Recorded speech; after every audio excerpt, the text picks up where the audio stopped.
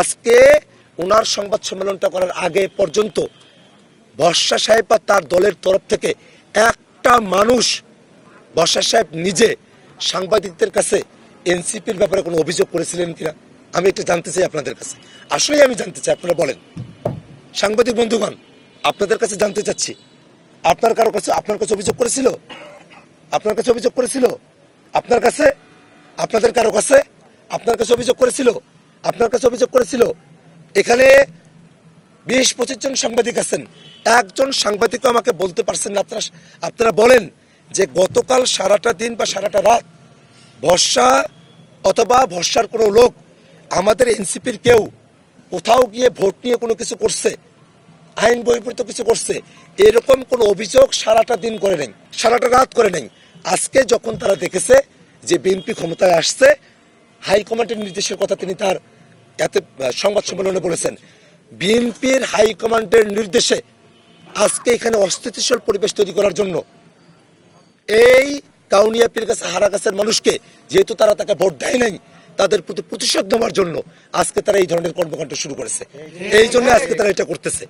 এতদিন পর্যন্ত আপনি শাড়ি লুঙ্গি কম্বল দিলেন, আর শাড়ি লুঙ্গি কম্বল যে মানুষের বাড়িতে থাকবে ওই মানুষের বাড়ি থেকে আজকে আমার এনসিপির একজন নেতা, জেলা কমিটির নেতা সুমন ভাই, তার বাড়িতে গিয়ে আপনার লোকেরা লুটপাট করে স্বর্ণ চুরি করে নিয়ে আসলো, লুটপাট করে নিয়ে আসলো, সেখান থেকে অর্থ লুটপাট করে নিয়ে আসলো। রুবাত ভাইয়ের বাড়ি ভেঙে দিল। আমার ইয়াসির আরাফাত ভাইয়ের প্রধান সমন্বয়কারী, তার বাড়িতে তারা আজকে গিয়ে গেটগুলো তছনছ করে দিয়ে আসলো। জামায়াতে ইসলামের কর্মী মোমিন ভাইয়ের বাড়িতে তছনছ করে দিয়ে আসলো। কতগুলো লোকেরা তারা বাইকগুলো তারা ভেঙে দিল, কত মানুষকে তারা আহত করলো, রক্তাক্ত করলো।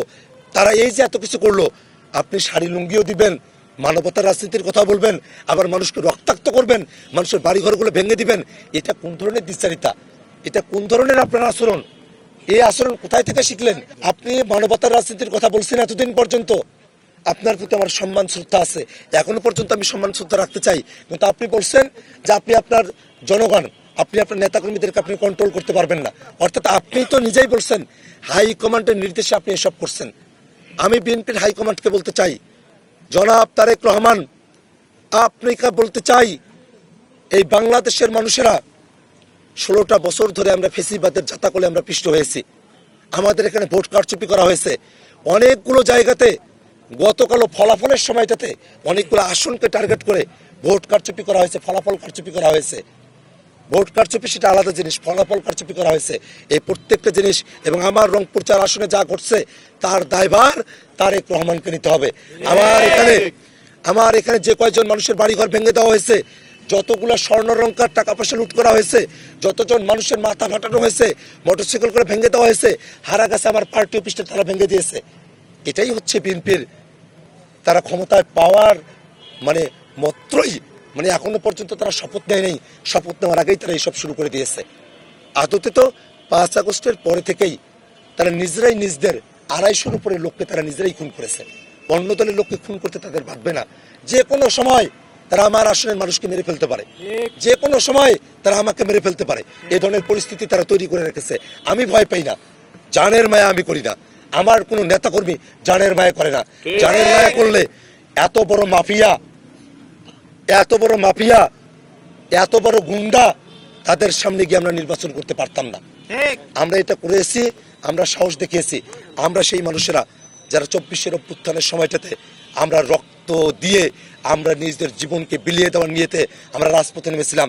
এখন এই রংপুর 4 কাউনিয়া পীরগাছার মানুষের যে ম্যান্ডেট, সেটাকে রক্ষা করার জন্য যদি জীবন দিতে হয়, জনগণের ম্যান্ডেটকে রক্ষা করার জন্য, কাউনিয়া পীরগাছাবাসীর ম্যান্ডেটকে রক্ষা করার জন্য যদি আমার জীবন দিতে হয়, আমি জীবন দেওয়ার জন্য প্রস্তুত আছি। কোনোভাবেই আমরা রংপুর 4 কাউনিয়া পীরগাছার মানুষের উপর কোনো ধরনের অত্যাচার নির্যাতন আমরা সহ্য করব না। মাইকে ঘোষণা দিয়ে কত বড় সন্ত্রাসী কার্যক্রম, যে মাইকে ঘোষণা দিয়ে, এখন তো মাইকের উপর বিধিনিষেধ আসে, এখন তো কোনো মিছিল মিটিং করা যাবে না, বিধিনিষেধ আছে, তারপরেও তারা মাইকে ঘোষণা দিয়ে এটা করছে। এখন আপনারা গিয়ে দেখেন লাঠি, বিশাল বড় বড় বাঁশের লাঠি নিয়ে, ভিডিওগুলো আপনারা দেখেছেন না সাংবাদিক ভাইরা? ভিডিওগুলো দেখেছেন না? তারা ভোট পুনর্গণনার মিছিল করছে এত বড় বড় লাঠি হাতে নিয়ে। ওরা কি লাঠি দিয়ে ভোট গুনতে চায় নাকি কলম দিয়ে ভোট গুনতে চায়? বিএনপি তো আর পলিসির রাজনীতি করে না, বিএনপি তো এখন পেশি শক্তি রাজনীতিতে ঢুকে গেছে। এই বিএনপি তারা যদি পেশি শক্তির রাজনীতির উপরে চলতে চায়, আমরা তাদেরকে বলতে চাই ওই পেশি শক্তির রাজনীতি করে মানুষকে খুন করে শেখ হাসিনা বাংলাদেশে টিকতে পারে নাই।